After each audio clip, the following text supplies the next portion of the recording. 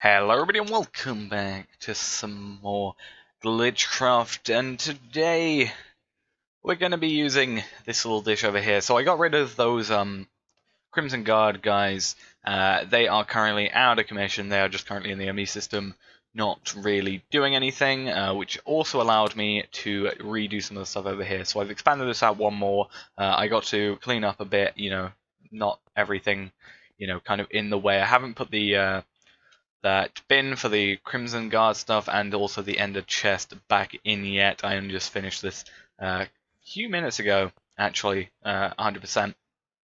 So yeah, that's all done. I've just got to do a tiny bit more work on that, and I also have to find somewhere to put this because my God, this thing. I need more of these to make it faster, but then it takes up more space. It's kind of annoying. You can't just add upgrades, so we got to do that, and then we got to move this somewhere. I have made this thing. This is set up the ME system. This is the infinite ice thing I created, which is basically it takes ice with fortune upgrades, makes it into ice shards. 4 ice shards will then become 1 ice again, so you get at least 5 to 6 from each one when you have this many fortune upgrades in it, and then you're always guaranteed to get a water shard out of it as well. So later on in Thorncraft, shard-wise, we are perfectly fine. We have over like 81,000 ice shards, so we should be fine for shards, and ice I'm mainly using for my creation of water buckets in autocrafting, so that's the main reason. And then I've also finally set up a somewhat automated version of creating silicon. So I have a thing set up where it will take 16 sand for each silicon that I need, which in turn makes it so if I need 1,000 silicon, it will make use 16,000 sand, which is kind of ineffective. So I've currently got this set up, sag mill. It's got sand in it, and it's also got flint, which we've got tons of, which we're creating from the machine, creating all our stuff. So these give a 120% chance of having the main output, so that's good. And then it also got power reduction. I do want to get some dark steel balls in there because they do more. Let's actually have a look. Dark steel balls do 150% and 30% power reduction, and then the bonus output is 200%, which doesn't really matter, and also they last for longer. It's just that they are a lot more expensive because they are 5 dark steel, which means 5 obsidian, 5 pulverized coal, and 5 iron, which is cheap, but the time to make that, especially when our alloy smelter is fully upgraded but still slow when it comes to creating some things, can suck. So that's the issue there. So you may have noticed, I was kind of going on about this before I got sidetracked, but those have been gotten rid of. They'll go somewhere else sometime in the future, but it's been replaced with this dish very similar to this, which I've also filled in all the dirt on and rearranged actually, and added a few more things just to make it more efficient, and also added a weather killer in the middle, which is currently creating wither stars or nether stars. I think I have 128 of them now. There we go, 128, because I also finally got soul sand creation, which is what that ghost wheat is for. But this is actually going to hold our crafting CPUs. Now there's 52 slots in this entire thing, which means it's not going to be able to have one cable routing to it. However, if we cut it down the middle, we can have 2 dense cables going across and, powering, I guess, all of it, or connecting all of them, because then there'll be 26 on this area and then 26 there, all being connected there. So last night I went into my ME system and I created some auto craftings for both the I finally made the encoding pattern for the crafting unit, which I needed for both of these. I made a 64K crafting storage component, a 64 crafting storage, which uses the 64ME storage crafting component, whatever it's called. So we can make the 64K version of those, and I also created the co-processing unit, which basically what that allows us to do is normally in a task, like without any in a crafting CPU, it can only do one thing at a time. But for each co-crafting processor, we can do one extra thing. So what I did is I created enough, including the ones we have below here. I deducted those from our total amount because we're going to get rid of that, because we've currently got what seems to be what you could explain as a Frankenstein of all this. I had to make I think it was 33 extra crafting co-crafting processes or co-processing, well, these things in order to leave it overnight because it needed to do a ton of things, and it was easier to leave it overnight with being able to do a ton of things rather than progressively one thing after the other.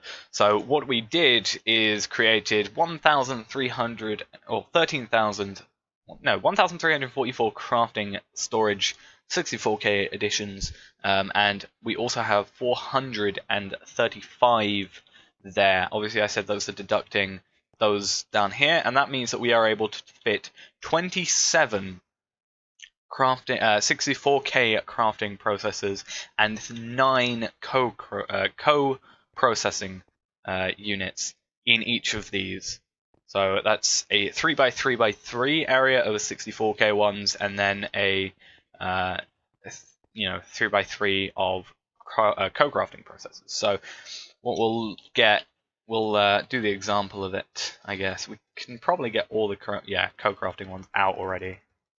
And those are pretty much, that's fine. So I think the design we want is just going to be a basic like that on all of these, which is going to be fun because it's going to be a lot of filling in. Okay, so I had to just set up 2 of these quickly because I found out that I hadn't auto-crafted some stuff, so I auto-crafted a few more cables up, which use pretty much all my string / wool, so I only got about another stack extra. I really need to set up a proper flax farm, but the flax doesn't work well with the harvester. It's weird, but at least maybe we can get half of this up. At least 26 today would be probably perfect. So we have to kind of think how we're going to do it. I think the best way of doing it is just sort of setting up cables like this, and then we can probably just have smart cables instead of dense cables going into each of them. I think that's probably the way to do it. So let's just sort of in the center of them instead of directly connecting. So let's do the pathway, similar to how I did the stuff on the farming platform. I did this pretty much exactly the same in each. As I said, there's like three blocks in which there's sort of a pathway almost, and in each of those I've put cables under. Maybe we can see from here. Where is it? There you go. So it's sort of a cross pattern, so that pretty much anything can get connected within that square pretty easily. Now, at some point I'm probably going to have to go back to that, because that, as I said earlier, is very similar, exactly the same in fact, as this. So considering this is going to have 52 separate things here, and especially considering that's just assuming one connection per 3x3 square, whereas in a farming platform that is more likely to be something along the lines of a few more than that. Because you can have planters, harvesters, multiple outputs, like flax seeds, for example. Oh, actually, let's use ender pearls as an example. You can get ender lily seeds and ender lilies, or ender pearls rather. So I currently am holding both of those in auto or in my ME system. I could probably get rid of the ender lily seeds, but they are useful because they actually count as 4 buckets worth of resonant ender, whatever the liquid is in the magma crucible. So it's a lot easier than using 16 ender pearls. You just use 1 ender lily, especially when we're producing as many as we have. I think we have 72,000, I want to say, or over that. Okay, 17,000. What was I thinking we have 72,000 of? Oh, it was these blazing cactoids, which I haven't really ever needed to use, so that's good. So let's have a look at how this is going, and then I'm guessing we don't really have to worry about the middle channel because these guys are still going to get connected. So I guess we can actually keep it like that, minimize the amount of cables we're using, and then we can just probably pull off of... actually, how are we going to do that? I guess we could pull off of this line and then route it here and then up to this properly. I guess that could work. For now, I guess we won't worry too much about it though. And we're going to have to get some smart cables, and as I suspected, we don't really have enough. We've already used a few stacks, we've only got a few more left. So let's go over here, Let's go to 1, 2, 3, 4. And I guess we can do these sort of connections here. Make it a bit more cleaner. Oh, we don't need... Oh, okay, actually, let's not do that because then we're going to get confused on what needs to get connected. So we can do that one, that's fine, because that actually has no cable behind it. And I guess we'll do these that way, and then that one can go there. And then we'll do this channel here instead of... We'll ignore this entire line, I guess, because we don't need to worry about it. And then we'll do everything on this line here. Oh, that is not in the center. And we should then have 26 crafting CPUs set up and ready to work. Oh, actually, did we set up... Oh, we did. Perfect. So this line can go out then.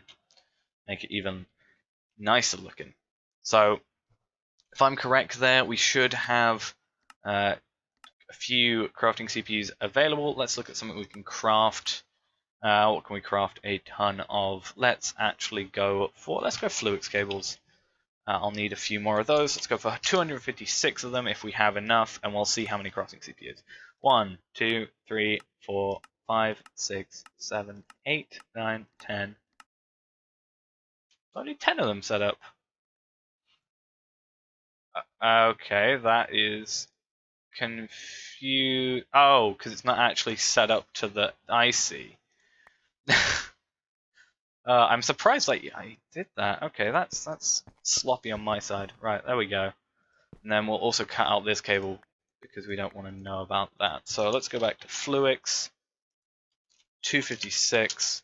That's going to create a stack in total of dense Fluix cables. And we'll go 1. Well, we should be up to 25. Should go up to on here.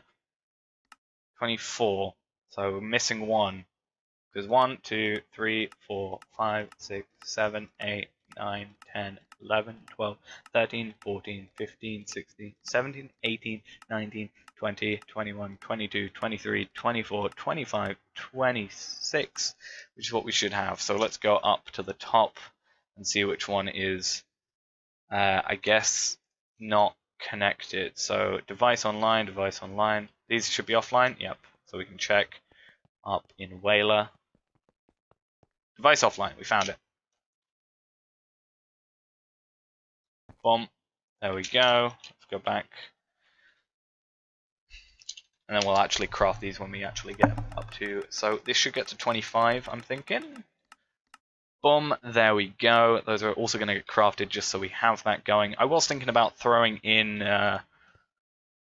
maybe throwing another layer down at some point and putting a storage monitor on here so we can check what everything is crafting. Just throw that in the center, at which point I would make 8 more 64K crafting storages and throw them one layer below and move the co-processing units as well down one. I'll probably do that in between episodes. But this way we have 26 crafting CPUs set up. That is perfectly fine, and I'm going to have to try and set up the... either some sort of sheep farm or some sort of string farm just to get wool, and then we'll get some more dense cables because I've really run out from this. So yeah, I guess. And what I'm probably going to do, just because we have the ability to now, because, you know, crafting CPUs, we're going to create some 256 soul sand, and that is, we are going to throw that into the wither killer and get some lovely wither stars or nether stars, which I actually don't know what we can use for.